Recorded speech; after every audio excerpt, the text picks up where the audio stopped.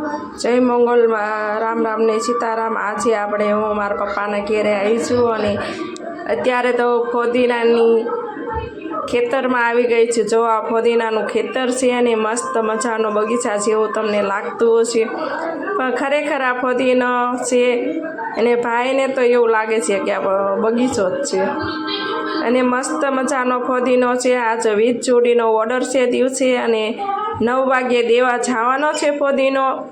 અને આ મારા મમ્મી છે, આ રુચિ છે, એના ભાઈનો છોકરો છે અને ભાઈના છોકરો ભણે છે તોય છતાં આવું કામ આવડે છે, પણ ઘરની ખેતી રહે એટલે આવું તો આવડે જ તે।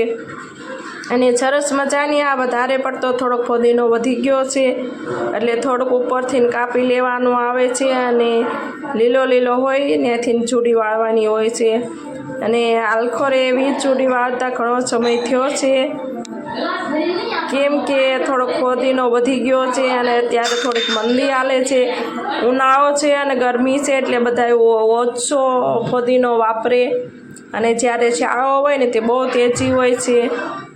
શાળા અને ચોમાસામાં બહુ તેજી હોય છે ફોદીનાની અને ઉનાળામાં થોડુંક ઠંડુ હોય છે। એને ઘણો ફોદીનાની માંથી ઘણી કમાણી કરે છે, મને તો ખબર જ હોય ફોદીનાની કેટલી કમાણી। અને લગભગ વીઘા જેટલો ફોદીનો છે। પાણી નથી તો બીજી વાડીથી પાણી લાવીને આને જીવતો રાખે છે સરસ મજાનો।